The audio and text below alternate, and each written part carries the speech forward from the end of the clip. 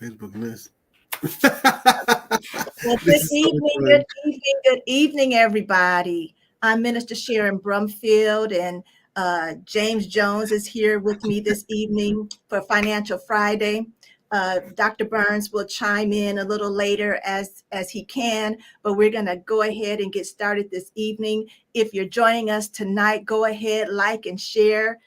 Share this information with somebody else on your timeline. Put it in a text, send it out, put it in Messenger, let people know that Financial Friday is on.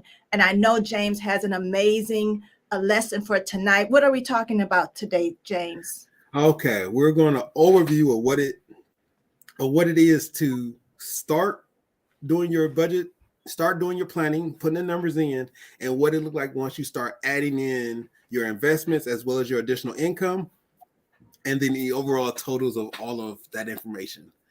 Okay, so I know when we first got started, you and Dr. Burns talked about budgeting. So you're taking it a little step further with budgeting. So what's going to be the difference that we'll learn tonight from what we learned in the beginning? Oh, so tonight we're learning how it will look because Okay. as much as we talked about it, well, now you have examples of what it looks like once you start your projects. And I use modest numbers, so nothing is too far fetched. Everything is within reason, and then you can see how it looks. For the more advanced person, I have a little bit on the advanced end as well, so they can see how it looks if they was to have like a business that was doing passive income, as well as if they did a traditional second income. So I put all of that inside the formula. I made very clear examples, and I would like to go over all of that with everybody, and so we all can be on the same page.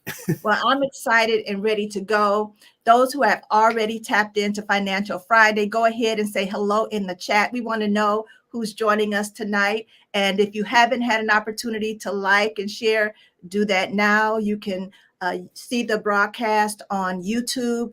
We're here on Facebook as well. So let everybody know that Financial Friday is on and we're ready to go, Brother James. Oh, yeah. Okay. So the biggest thing we would like to talk about is what it looks like to get started. When we first started this, it was, hey guys, this is what a budget should be. This is what a budget may want to look like. This is what you may want to include in your budget. So following that piece, just that beginner piece, we went into there and I said, cool, let's go to 10%, 10%, 40, 20, 10, 5, and 5. And then someone said, well, what is that? I'm like, this is the journey. The journey is to put yourself put yourself in a way that is always producing a profit for yourself. And not only did it produce a profit for yourself, it followed. These are not standard and they're not set in stone. If you're creating a new wealth, if you're creating money for yourself, if you're bringing things into alignment and assigning your money properly, you can still have the same effect. The formula that I didn't necessarily come up with, I had a vision, I prayed, and then it all came together. God is always first because God is always ahead of my life. Next comes the government because we live in a place called America and we always got to pay taxes, even though we would like to mitigate those taxes, which I am still trying to do. and then we have the 40% that you have to live off of. Following that 40%, you have 20% that you want to invest, not just in anything, but invest 20% of what you're making into either your vision or an actual passive money making item. Like I said in previous iterations, do not depend on SSI, Social Security. Do not depend on these things to happen. Previously to that, I said, someone asked, what about a 401k? And I was very candid when I said, the reason why your retirement age is at 65 is because the average death for males, not just for being black or white or Mexican or Latino or Native American, the average age for males is the low 70s, 72, I believe. So they're already calculating that you're getting 6 to 7 years of what you put in, and that's if you make it that far. So Okay. to have a passive income stream is more effective than having a retirement income stream, because your passive income stream starts day one and it grows and grows and grows, versus trying to wait until retirement could be a hindrance to most people. And that's just 20%. We're still talking about a safety net of 10%. And as we talked about, that was if anything was to happen to you, that safety net of 10% is going to come in and make sure that you are secured from or like an emergency fund. And the problem with that, not the problem with that, but the problem that most people run into is that when you look at your safety net, most people don't have a safety net. They don't have an emergency fund. Right. So when they do get hit with an emergency, like a death in the family or a heavy sickness, or someone who is the breadwinner doesn't work anymore, they don't have any funds available to be able to float until that person does make a recovery. They're not able to float until that person can be buried. So they end up putting themselves in debt. So you always want to have a safety net. And then we have the 5% just to accelerate yourself beyond what you can measure. And when I say that, oftentimes we have credit cards that are outstanding. Instead of paying the minimum balance, which is part of your 40%, you always want to pay an additional amount. That's your accelerant.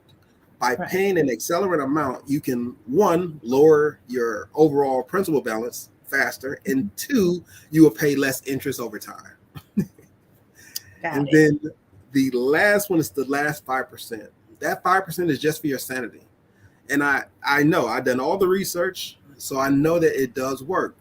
5% isn't $5. 5% of what you make in could be as high as $200. It could be as low as $10.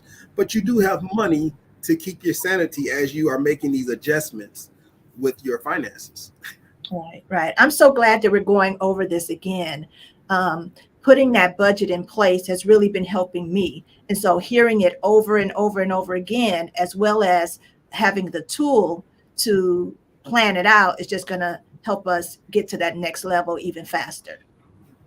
Yeah. And I do got to give a shout out. I'm going to give a shout out to two people. They actually went over the financial planner. They went over it and they texted me back. They told me that some things that was wrong. They told me some things that I could improve on. And that's why the one that I'm presenting now is that improvement, where someone did actually look at the book, the financial planner book. I got in there. Is it in there? Yeah. The financial planner book. Yeah, it took me a while to make. So we got with another company, with another organization called We Rebuilding and Uplifting. I got with that nonprofit organization. We was able to put a financial planner together and able to distribute it to some people. On top of that, I want to give just a quick plug. They did a good job, so they put it together, and it now more aligns to what the formula is. On top of that, we had people that actually put the numbers in, and they gave a lot of feedback. And that feedback helps me realign and readjust the formula, not the formula, but the way the numbers are inputted in. So then if you looked at part one, when I first introduced the financial formula, when I first introduced the first financial plan, and then you look at this one I'm about to present, you will see that there's a lot more slots for people to put in a lot more information. Okay.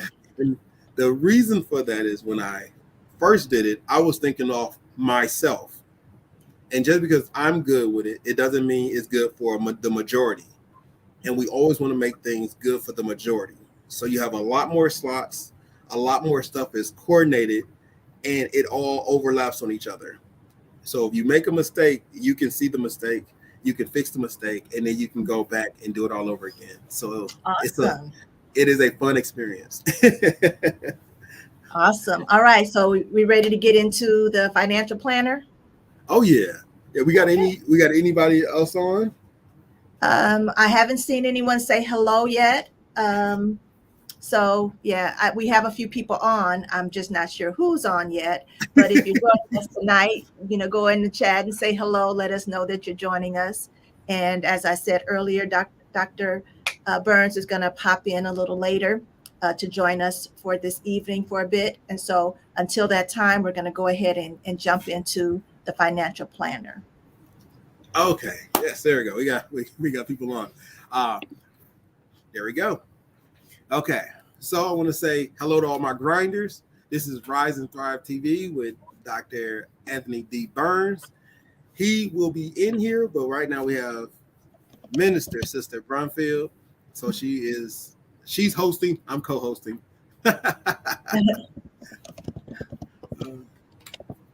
Make sure I got. Is it moving? Oh, there we go. There we go. Mm-hmm. I'm like, I'm at the back, not the not the front.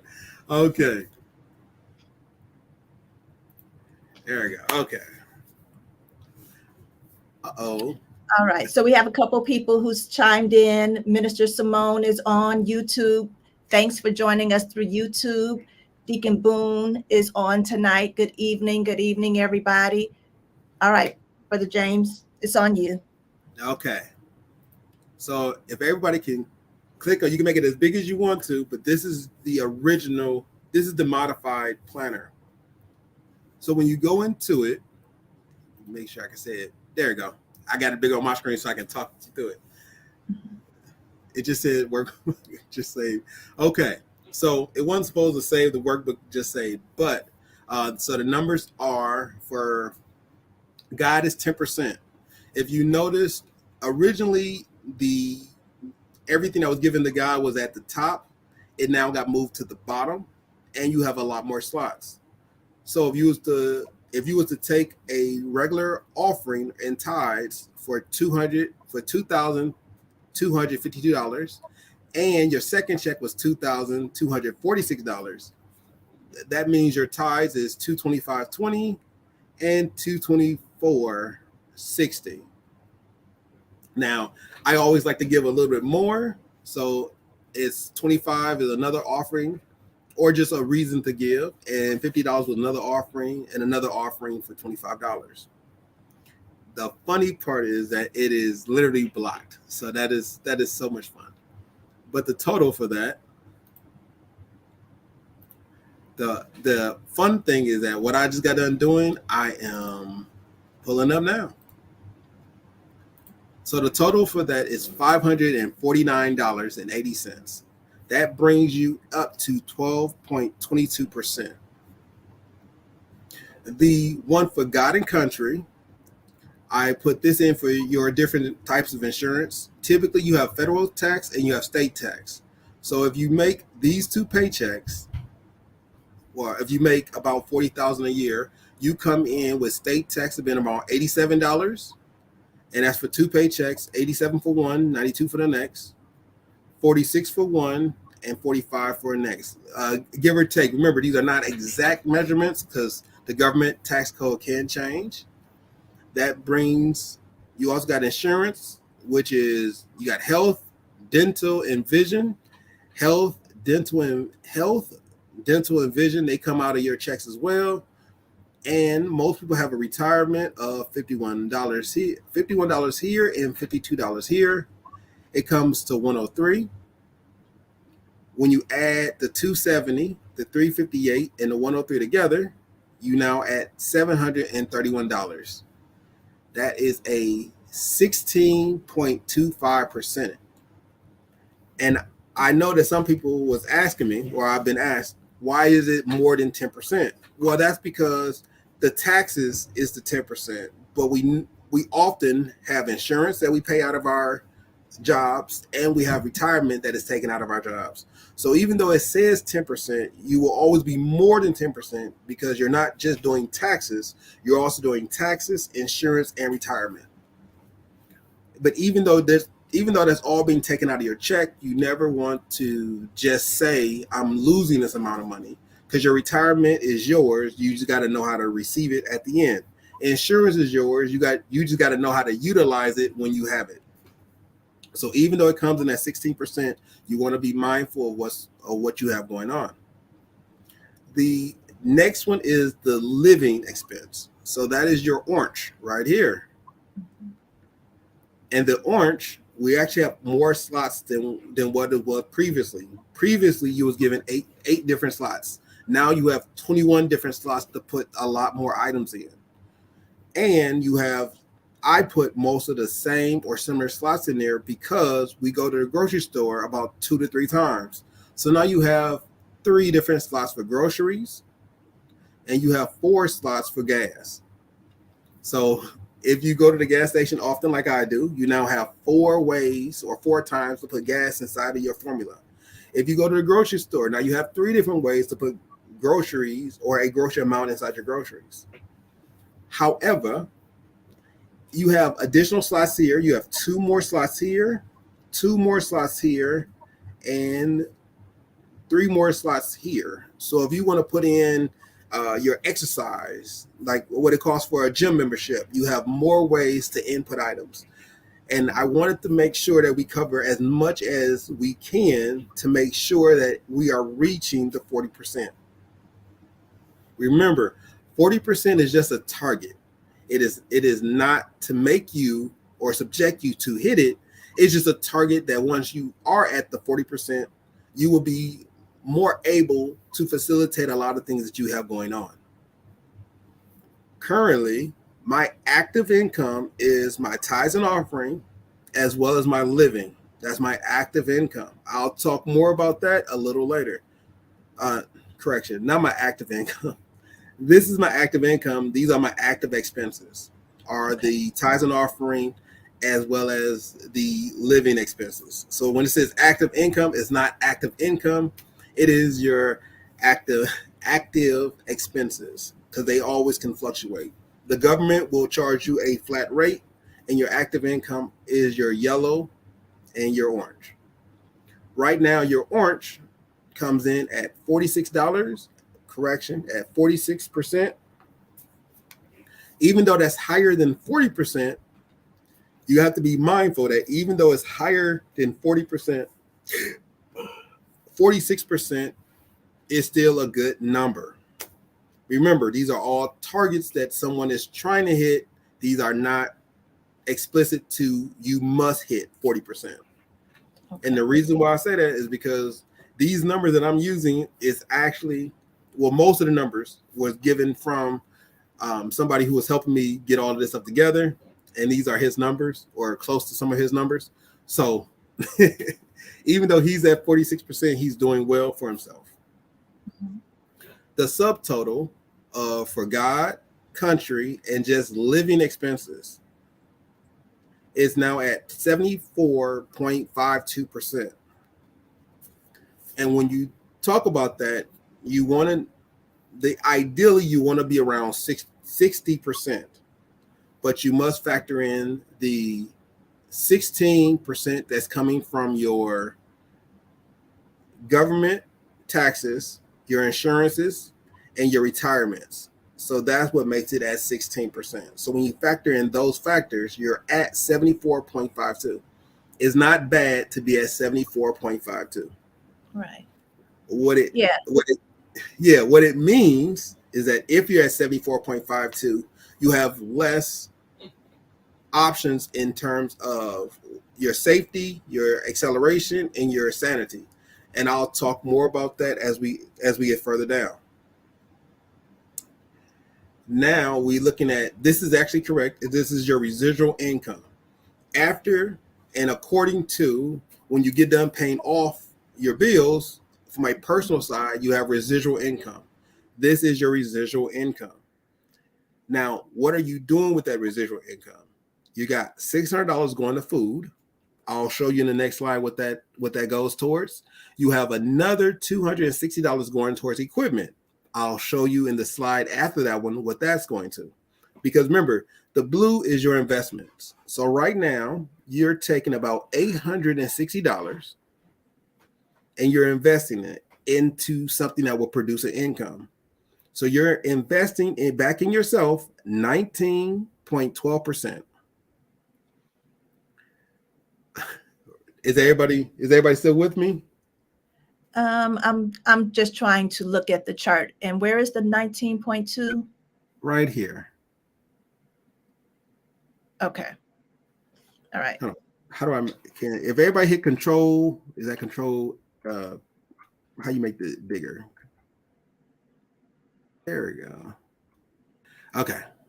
I'm like, if you hit the control P, it makes everything bigger on the screen. Okay.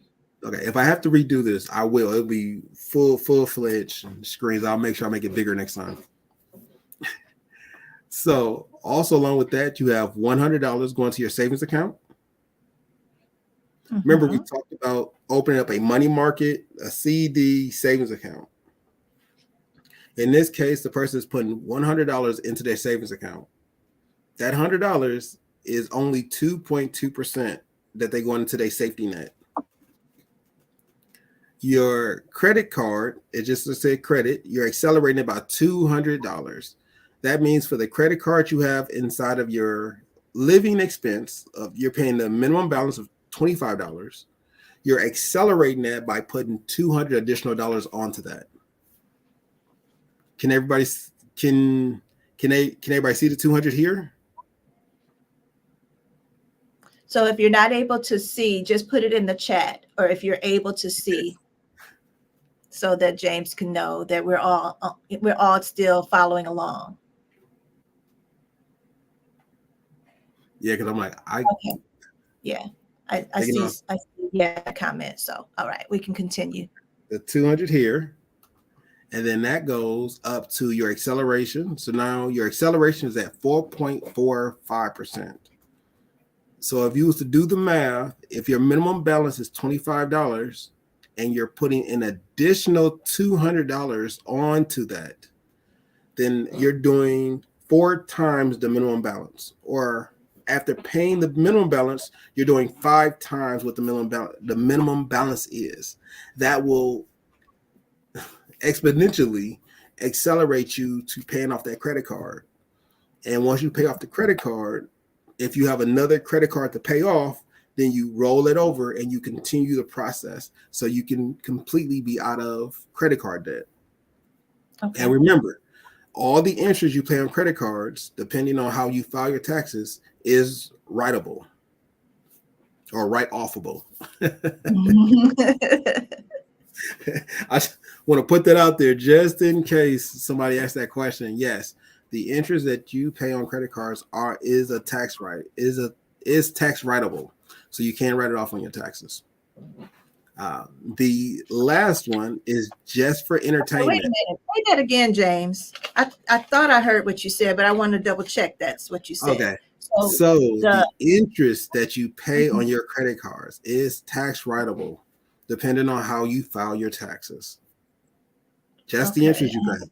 So if you was to pay something and you was to use your credit card to buy that, the interest that you're paying on that is writable because it is a separate expense for for what you are paying it for. But now that's for certain individuals who are in that tax bracket. If you are not in that, do not be like, Brother James told me I can write all this off. No, I'm not saying that. I'm saying make sure you're in the right tax area, and then yes, you can write it off. It doesn't apply to everybody, but to those who do apply, utilize what applies to you. Okay. And I'm really big on people utilizing what applies to them, because if we don't, then we lose our ground in that, because credit is really important. Our credit statement should be an accurate statement of how well we keep our finances in order. Some people don't like credit cards and it's to their detriment. Some people overuse credit cards to their detriment. And there is a few people that understand how to use a credit card, and because they know how to use credit cards, they are given more credit than most people. And they can utilize more credit than most people because of the fact that they understand what it is and how to utilize credit. Got it. Okay. There are rules to having a good credit, and it's not using it all up and then paying it all back. It's utilizing it correctly over time and paying it Mhm. off over time. That's the best way to raise your credit score. I think the preferred method is 30%. In newer models, is 40%. So you want to make sure you keep it less than 40%. And then that way your credit score rises as you use it. All right. So we have a quick question. How do you find out the interest you paid? Your credit card company tells you that in a statement. So every time you get a statement, so when you get a Capital One statement, a Bank of America statement, a BMO Harris statement, a Chase statement, when you look at the credit card, it identifies the interest that you pay for that entire year. They tell you that because it's for their benefit as well as yours. All right. So, yeah, and they tell you they tell you year to date. So when you look at your interest paid, you're not looking at the one per month. You're looking at typically it says YTD, which is year to date, and then you Mhm. utilize that at the end of the year in order to know how much interest you paid over the year. Because All right. So, interest is not a payment. It is something that you are paying back. You're paying interest, but you don't know that you don't know what you don't know. I guess that's the best way to put yeah, it. that's why these type of settings, they're so important, because now we can find out things that we didn't know before, and now we can take advantage of those different tax write-offs, and looking at the budgeting and all of those things, so that we can be more financially stable. Yeah. Yeah. I am definitely with financial stability. And the fun part is you can always ask questions. If you don't think something don't sound right, look it up. There's tons of other books out there that people can read, and some that have been written that tells you this is how you do business. And then business is a little bit different than personal. So I wanted to Mhm. make sure that even though we're doing personal now, I want to show you how your personal affects your business. So your personal account and your business account in the beginning are linked. And I'll show Right. you that on the very next slide. Okay. So the last one is sanity. I'm really big with sanity. Even though you can see that it's $23 and it's $50. If your sanity is $73 out the whole month, I'm telling you, utilize that sanity. The reason why I got $23 is because when I was looking up Netflix, I think the max benefit for Netflix is $23. So that's why I put $23 down there. Mhm. And when I was doing research on a nice dinner, it was some exorbitant prices and it was some really cheap prices. So I got one that was comparable. It was about $50 for dinner. So in a month's time, you got all the Netflix you can watch on all the super HD 4K premiums, and you can go out and enjoy a good meal. So that comes to about $73. And remember, the first half is what you have to pay, which is God, country, and your living. The second half is everything that you can adjust to make sure you're around 100%, which is investments, safety, acceleration, and your sanity. So that's why, even though it's at 101.93%, so it's about 102%. Remember, this person is still making all those adjustments. So he hasn't reached his target goal yet, but he is in the process of doing it. So I just want to show y'all that some people are at 102% and still doing good. And some people didn't even know that they was at 102% until they did it. Because Right.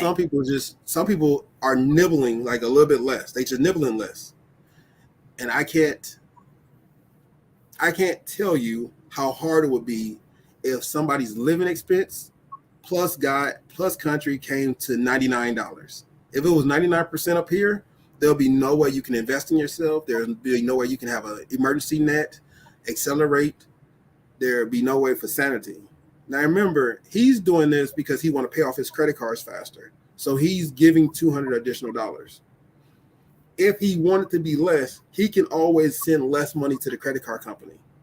He can send $150 to the credit card company because this $200 does not affect his living expense. His living expense is still at 46.4%. His acceleration is the reason why he's over, or he can put that money into a savings account, but he doesn't have to accelerate at 4.45%. So I just want to make sure that we understand that even though it appears that he's at 102%, that's what he's shelling out right now. And that's acceptable because of the fact that if you look at his living, it's only at 46.4. So all of this down here, he is just adjusting for the month of January. Okay. So if we need to make adjustments, we make adjustments in the investment portion, the safety portion, the accelerate portion, and the sanity portion, not the top categories. Correct. Okay. Correct. You always want to invest. The biggest thing to invest in is yourself. And when I talked about maybe in episode 3 or 4, I was talking and somebody said, there's no place I can live for the amount that I wish to pay. And I said, you do have to make hard decisions in order to get things done. He's a single guy and his rent is $800 a month. That's his rent. I don't know if it's 2 bedrooms or one in like a studio. I don't know how his layout is. I didn't ask a lot, but I do know that he paid about $800 a month in rent. And this is a single guy. So whether it's a 2 bedroom or a single bedroom, he's paying $200 a month. That doesn't affect the additional investment, safety, acceleration, or sanity. It doesn't affect any of that. His living expense, even at that level of $800 a month, his living expense is 46.4%. So we want to make sure. How you doing, doctor? What's going on? What's going on? Can y'all hear me? Good. Listen, I was just popping in. I'm getting ready to board another flight, but I was just where my camera at? There I am. I was just popping in. I was listening at you as I went from one terminal to the other terminal, and that was some great things you're sharing there. And going back to what you said about when it comes to the credit card showing your report card, it also is a report card of your integrity. It's a report card on how you keep your word when you tell people that you want to pay them at a certain time, or you sign the contract to do that. Then it's also a mark of your integrity as well. And I like what you just said as far as having your sanity, and so if you're at 100%, that you won't be able to really do anything, and making those cuts help you to be keep your sanity. So that's some powerful stuff right there.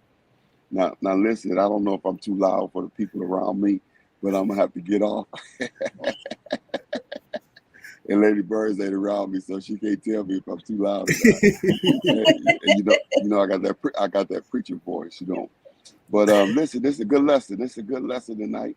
Hey everybody, I'll catch you guys on next Financial Friday. But I'm going to watch in, and we're going to be loading on my next leg on my way to Milwaukee in about 10 minutes. And so I just wanted to pop on and tell everybody hello and stay with it. Keep on grinding, grinders. Yeah, little small adjustments. All right. Anything for me? I'm trying to find my camera here. No, you good, Pastor. You good. I didn't appreciate leaving 78-degree weather and coming back and y'all snowing and carrying on. That's not no way to welcome me back. Well, listen, Right. get back to your lesson, and that's a good chart. I saw Deacon Boone said that he couldn't see it. I don't know if he's watching it from his computer or his phone, but yeah, awesome lesson. And I see Shannon on with us again. What's up, Shannon? We'll be in Florida in a couple of weeks. Okay, I'm just messing with everybody now, right? Oh, I was like,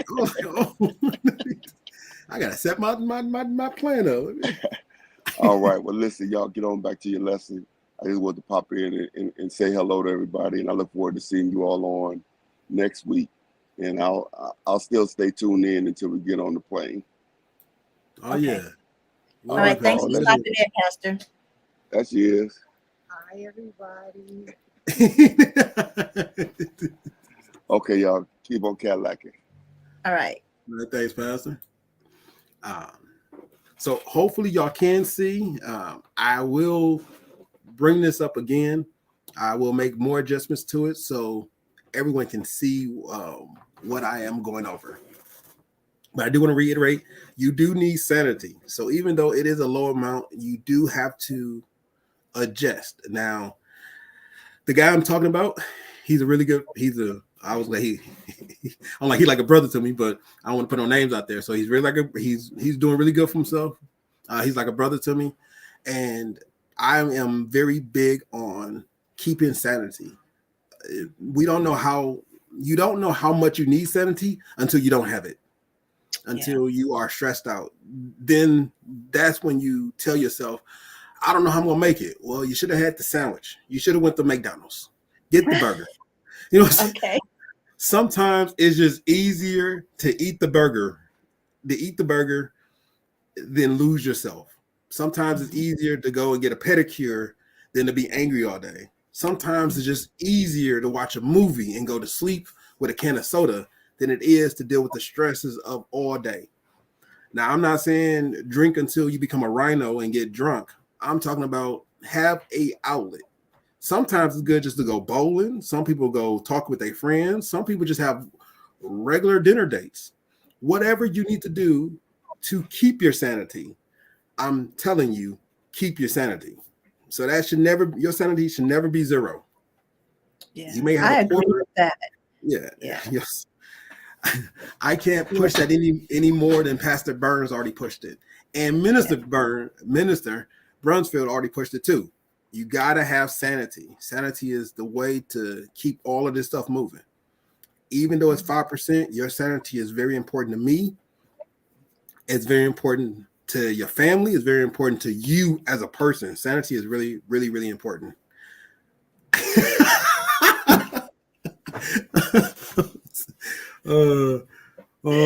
said you need to find another sanity. But that is so important because we can get so focused on I got to stay at the 100%. I got to stay at the 100%. But then we take out the thing that's fun or relaxing. And like you said, you know what? Just go get the pedicure. Maybe you can't get the one you always get, the highest level, but you can go and get one. You can go in and get the massage you need. You might not have a 90-minute, you may have a 30-minute, but you can still do something to keep your sanity. Yeah. And people really need to, it's kind of hard to tell people that because when thanks for stopping and pass. Oh yeah. People don't know like how hard it is because when people are stronghold and they gun hold and they like, yeah, I'm going to hit it. Yeah. Okay, cool. So you reduce everything. And now you went from 80% down to 40%, but you're miserable. like don't make Pastor Burns said it. I said it. Small steps in the right direction will help you keep your sanity. If you came in and you was like, I'm gonna knock off from 80%, I'm gonna be at 40% living expenses, and no one's gonna tell me anything. You don't know how much you're doing to your livelihood. You don't know what you're gonna do to your family. You don't know what you're gonna do to your own body. Like you're gonna go through a drastic change of cutting out half of what you normally live off of. That's a drastic change. And I'm not telling you do it. I'm telling you make the small adjustments. Like right now, when I see this expense, this spreadsheet right here, I'm telling you this is a decent to good spreadsheet. Nothing is wrong with this spreadsheet. Yes, he's at 102%, but look where the 102 is coming off of. He could put less money in his investments and still be underneath. He can put less money in his accelerated. Excuse me. He can accelerate less money into his credit card and he'll still be underneath the 100% rule. If he didn't do anything, Let's say he didn't do investments, he didn't do a safety net, he didn't do acceleration, he'll be clearly at 75%. Now, when you add on those things, because I want you to have a safety net, I want you to have investments. You don't have to accelerate your credit, right? Your credit cards, because you can make the minimum payments. That's not the most effective way to do it, but you can make minimum payments and get yourself out of debt. But if you just look at this spreadsheet and see how this weighs in on your day-to-day, those small adjustments is what you need in order to come out and be successful.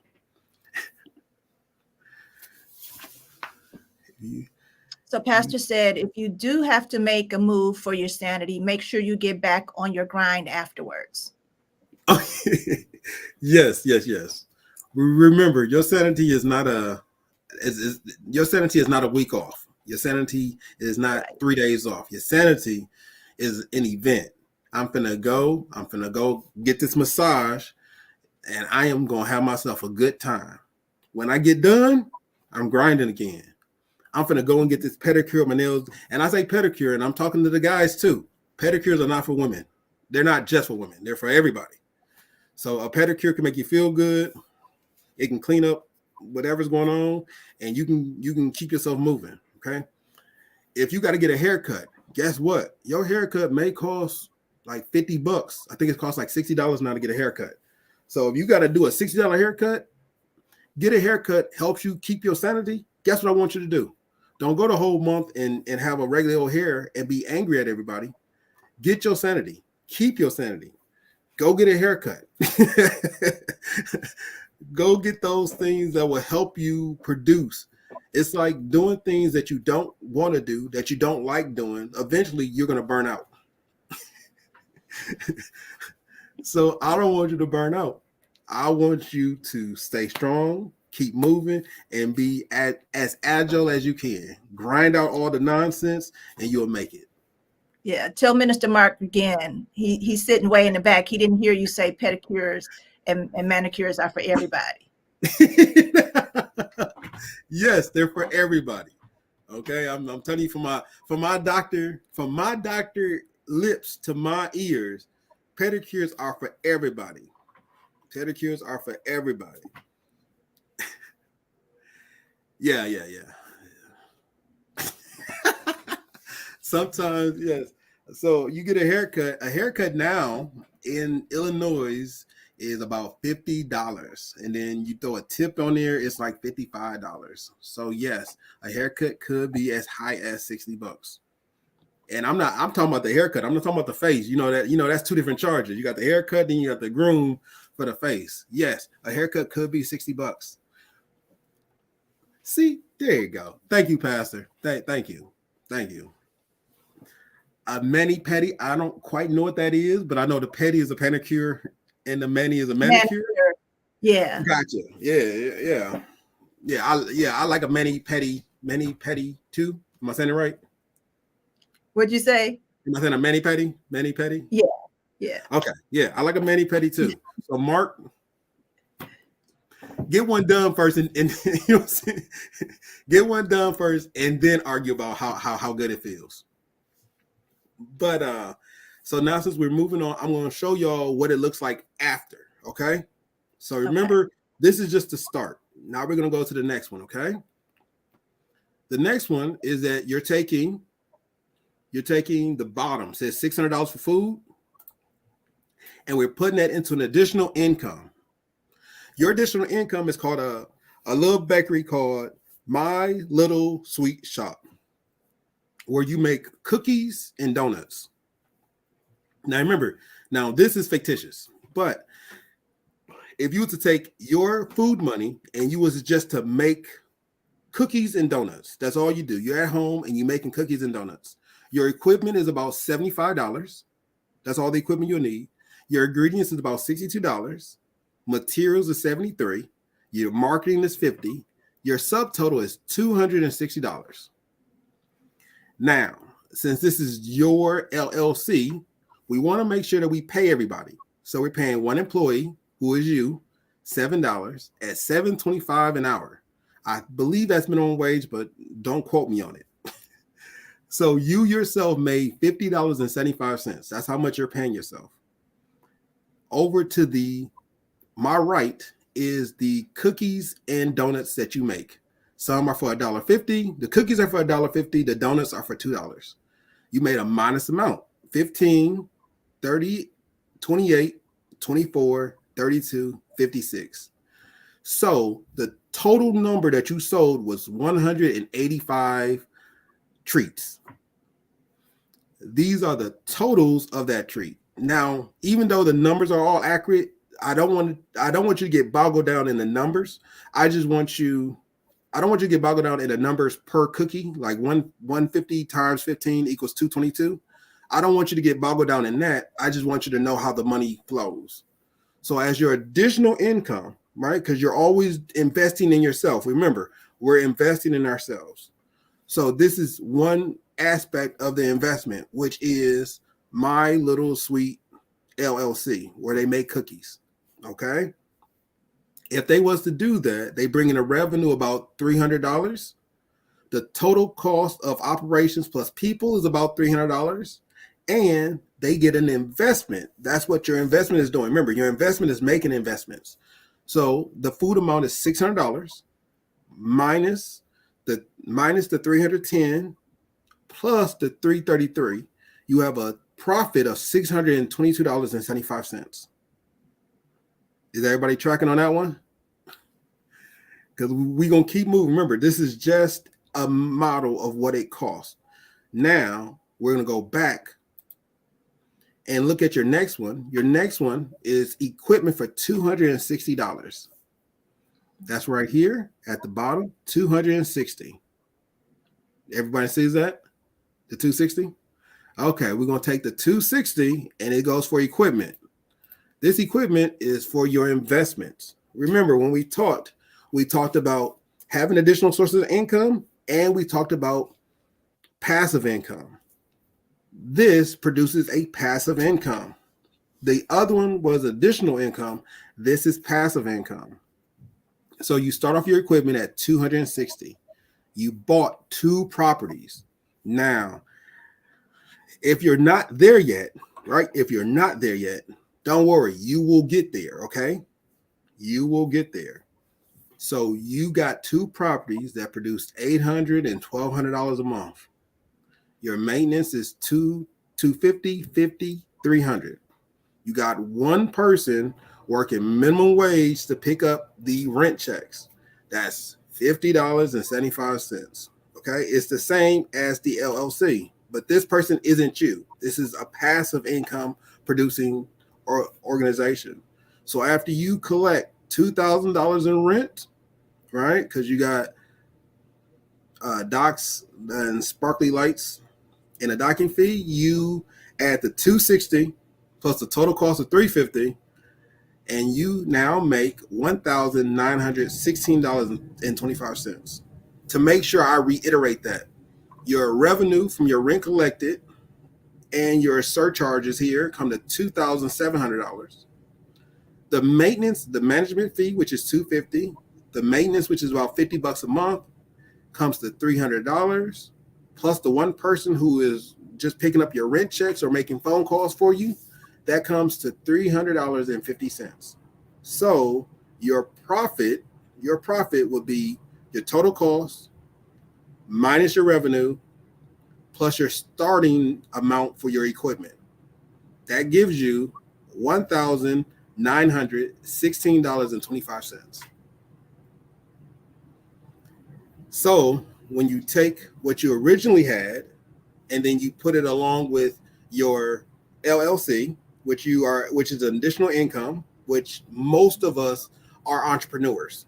So you have your LLC that you're doing business under, and now you have your investment property, which is producing an additional source of income. Remember, passive income is income that you are doing little to no effort in the process of it. The reason why your investment is a passive income because you are doing little to any involvement in this. There's 1 person managing or picking up the rent. You are not doing anything. You're not touching anything. You're paying a managemental cost for the person who is doing the small. You're paying the managemental cost for the property management service. You got a little handy, not a little. You have a handyman who is doing small maintenance and the material for that. Then you have the subtotal. You have 2 properties with the small investments that you're putting inside each property. Now I'm going to show you what it looks like and then what it is, okay? So we're going to go back. This is what it looks like right now without an additional income, without a passive income, you only make $4,498, and that's every month. Now, I caveat this by saying once you go to the Entrepreneurship 101 course and you go through the business building credit builder, did I say that correctly?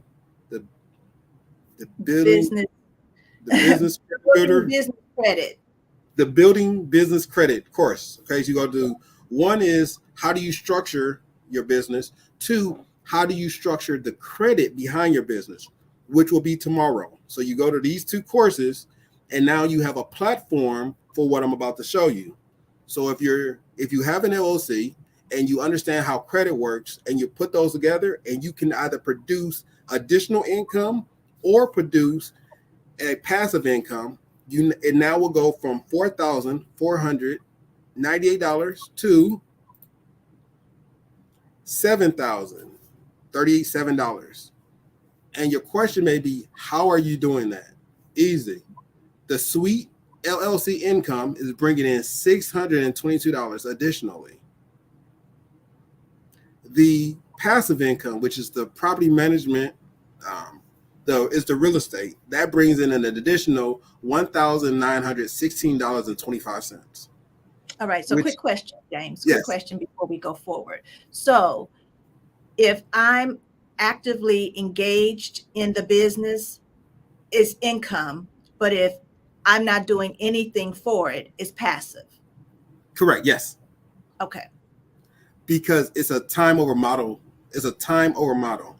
If you're actively putting, let's say you have a new business, which a lot of people have, right? A new business, and you're putting in 40 hours at your new business. Well, that's not passive. Mm-hmm.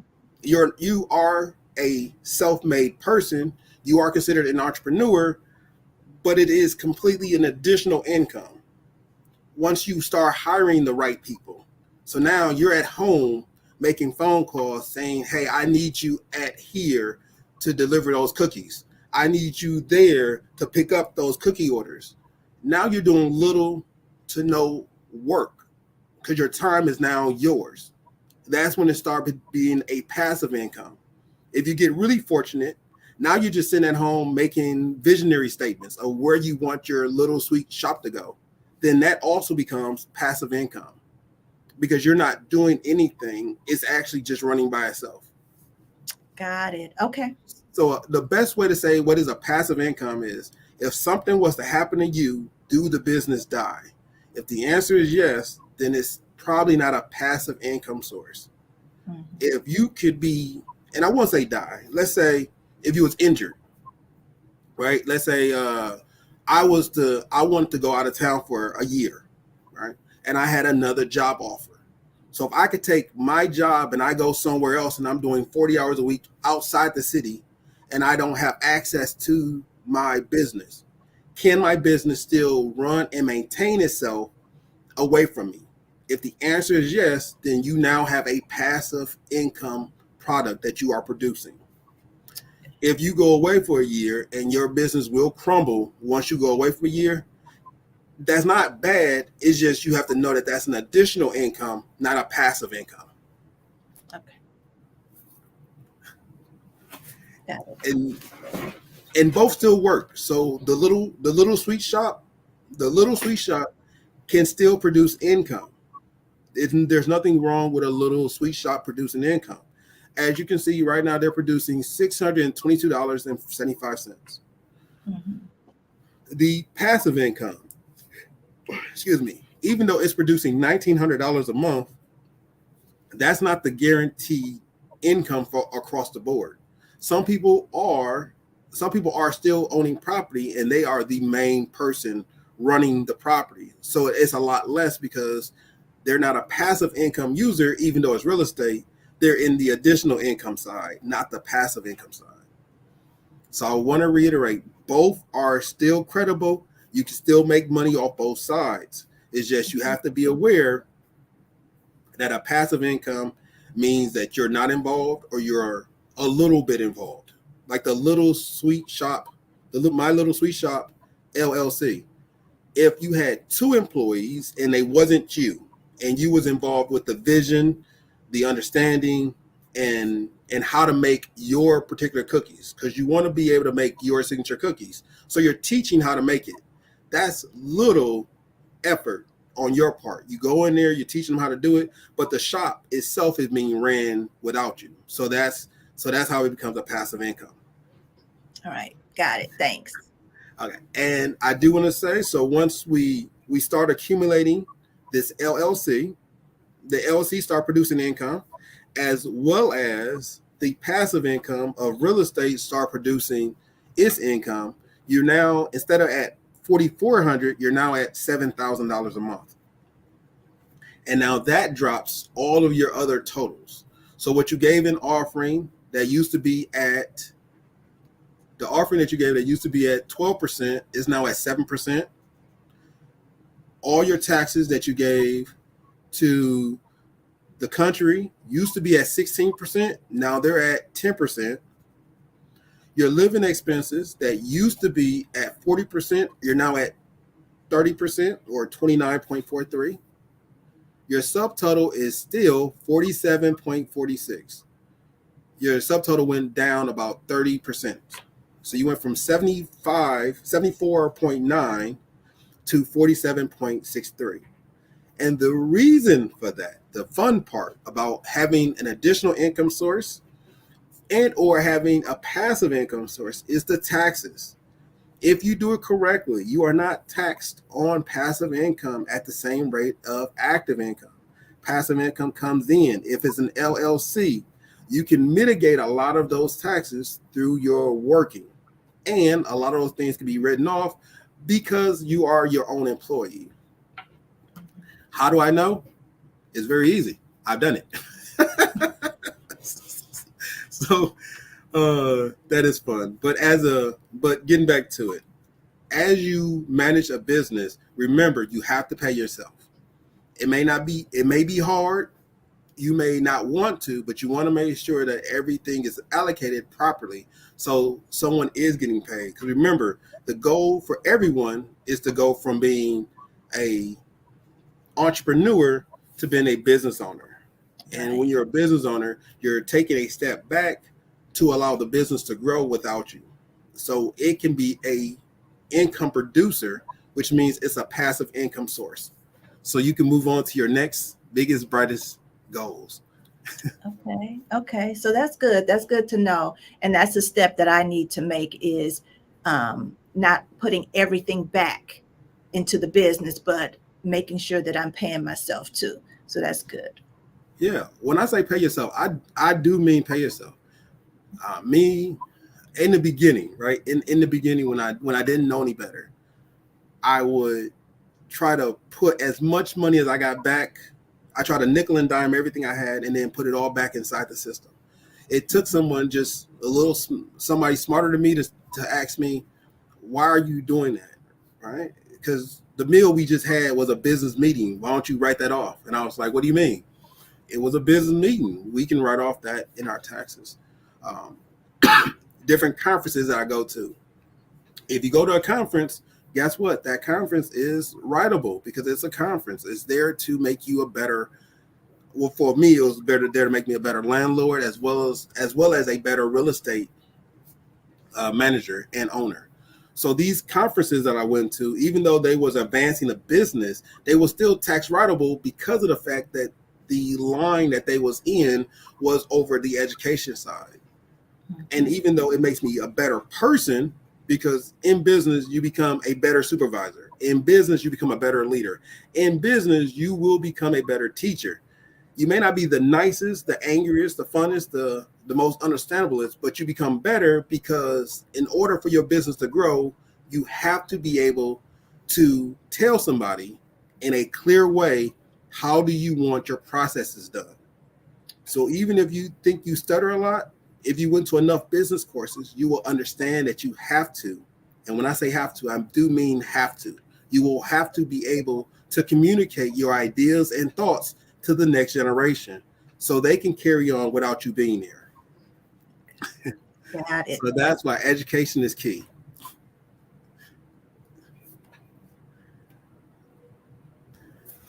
Do we have any questions? Let me go and look over in the chat. Okay. So while you do that, I want to tell everybody, remember, passive income is not automatic. So I know I put the numbers up there of just 2 properties that would bring in an income. But remember, that's not a guarantee. Some properties are at 650, some properties are at 800, some 3-bedrooms are at 12. And remember, with all of these things, you have maintenance costs, which may be a roof, it may be a water heater, it may be central, it may be many things. So I want you to understand that even though it seems like passive income is the way to go, and I'm promoting passive income, I want you to let you know that it's something that we grow into, not something that happens automatically. Typically, my dad did not give me a silver spoon with $1 million. He didn't give me $10 million. My dad gave me an understanding, and he gave me a will to work. So with the understanding and the will to work, I was able to accomplish passive income models with a host of other people that helped, me work out what I was doing wrong. Yeah. All right. Pastor Burns says, great lesson. We must try to do better no matter how good you're doing.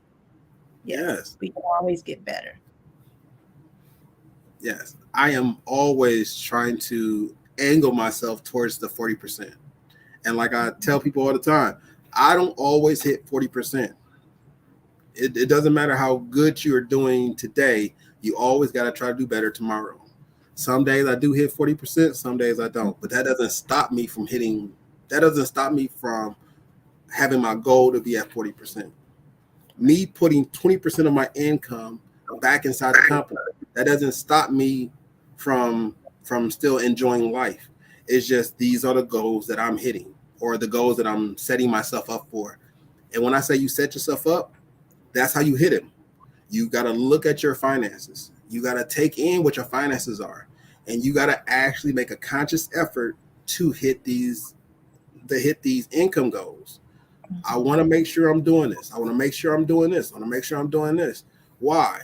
Because I can't live your life, but I can tell you life is a lot more enjoyable when you're not stressed, when you're not looking for how to pay a bill. When you got these things taken care of, life is more enjoyable. It's not that people are special. It's just that it's a lot. You put yourself with a lot more stressors as you deal with a lot more situations. And financially unfortunately, right now, being financially fit or financially stable is a really good way to mitigate some of the frustrations of this world. I mean, that's very true, James. I remember when we were gearing up for the marriage retreat, and when Pastor was coming on each night or day talking about different things that affect marriage, finances is one of those big things that affects a marriage. And so if we can have financial stability, that would be one less thing that could damage partnerships, damage marriages. And so it's important for us to come on and tap into Financial Friday each Friday, or go back, at least watch the replays so you can stay up to date. And remembering that when we hear things over and over and over again, it helps us to stay on track. So stay connected to Financial Fridays, go back, watch the replays so that you can start applying these things to your life. Yes. And I just want to reiterate, this is not does not chain you down and make sure you're doing this, right? This is, hey guys, here go all the information that I have. This is how you become financially stable. If you're saying, I got all of this and it's all good. Oh, how can I get the PowerPoint? I will send you the PowerPoint or I'll make it available. So I'll give it to Minister Brumfield. I get to Sister Brumfield, like, no, Minister. I'll give it to Minister Brumfield, and then it'll be available for Jericho members, as well as it'll be available for Jericho members. So if you're a Jericho member, sign in, and it will be available for you. If you're not a Jericho member, become one. Hit the like and subscribe button. Come down to Jericho. We love to have you. We got a lot of good programs for everybody to make sure we all are not just financially stable, but spiritually stable as well. Hallelujah. All right. Excellent. Excellent. We have a couple of comments before we go back into the PowerPoint. Pastor says it's about making a conscious effort.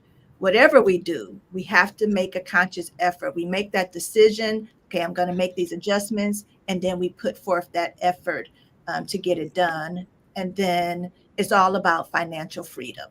It's all about financial freedom.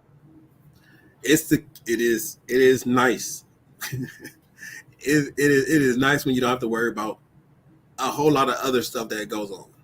It is nice. So I'm not trying to tell you that everybody can make it. I'm telling you that you can make it. I'm not trying to tell you that we all gonna get there. I'm telling you, you can get there. So I'm making this really personal because that's how it was presented to me. You can make it. You can do this. You can get there. If you got to be the backbone for your family, you got to be the backbone for your family. It's all about you when it comes to your personal finances. It's your personal finances. So I will make sure that I'm doing my due diligence to get it out to you. You got to do your due diligence to utilize it. And my thing, if it doesn't work, that's okay with me. I just want it to be okay with you, and I want you still to make it. So that's All right. So for those who would like to have, I have everybody on here. I can connect with you guys afterwards. But Brother James says he's going to make this PowerPoint available to everyone. Yeah. Okay. Now remember, I'm also going to be bringing I'm making this into a PDF as well. So if they're with Jericho, they can possibly, I'm gonna give it to you as well, so you can get the PowerPoint. But then on top of the PowerPoint, we are making this into a PDF, so that will be a usable program that everybody can utilize for your month-to-month as well as your annual. Because this example, or the first example, was someone who's actually using the program. So I'm making a program so everyone can utilize it. I just need people to tell me, like, hey, this did work, this did not work. And since the person who I'm utilizing some of his information, he was able to tell me, and I was able to make that happen. So this this program will be accessible to Jericho members. Okay. So yes, you will be getting the PowerPoint. I will make it bigger and easier to read so everyone can utilize it. On top of that, the actual workbook that I put together, I am going to produce it, and I'm going to give it to Minister Brumfield, and then she'll pass it out collectively to all those who requested. Okay. Because remember, it's not about my information. It's about utilizing that information and you becoming the best version, the most stable financial version. Buy a bunch of stuff, have a good time, eat a bunch of food. That is what it's all about. It's about all of us getting together, and at the end of the day, we're all one family. We're all successful. We're all stable, because that helps the community, and that's what I'm about. It's all about the community. It's all about what we do. Thank you, sis. It's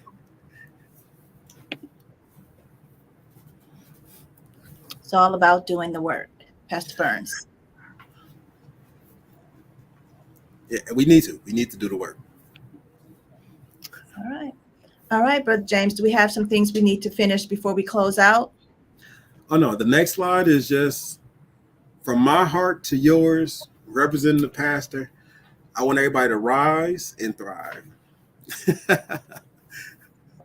Amen. Do we have any final questions out there about anything that James gave us today? It's been some very good information. I'm excited. I can't wait to get the PDF so that I can start plugging those numbers in and seeing, exactly what's going on and what things I need to make adjustments for.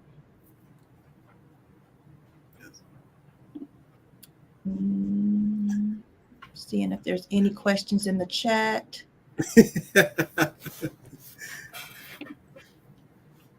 All right, James, I don't see any questions in the chat. Oh, wait, let me see. All right. Some thank yous in the chat. All right, any final words, James, before we close out? Yes, thank you. Without your support coming in, this wouldn't be worth what it is. So everyone give a thumbs up. I'm glad everybody came out on all the multiple platforms. And for those who will re-watch it or give it to somebody else, I pray that everything works out and everyone will be on the same page. And then we'll all have a community of financially stable people. Yeah, I'm excited because we talked about the six-figure club, getting to those places where we had not been before. And so I'm super excited about all of the testimonies of those who have been diligent in coming and being a part of Financial Friday, those who have been doing the work, those who have made a conscious effort.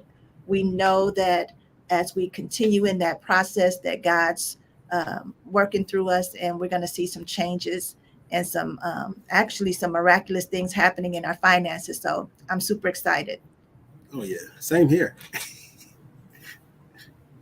All right. Well, Brother James, you want to close us out in prayer? Oh yeah, we'll do. Let us bow our heads and close our eyes. God, we thank you for all that you do. We thank you for all that you have done. We thank you for putting us in a situation where we have to hear from you, that we need to hear from you, and that as we leave this place but never your presence, Father, continue to be influential in our lives, not just financially, but spiritually. Walk with us, guide us, and lead us to where you would like us to be, so we can become an example and a beacon for others. In Jesus' name, amen, amen, and amen. Amen. Amen. Well, thank you all for coming on to Financial Friday tonight on behalf of Dr. Burns. Thank you so much. We're going to grind. We're going to do the work. We're going to make these principles happen in our lives, and we're going to see our finances grow, and we're going to be the better because we've been connected to this Financial Friday. So you guys be blessed, and we will see you all soon. Good night. Good night, everybody.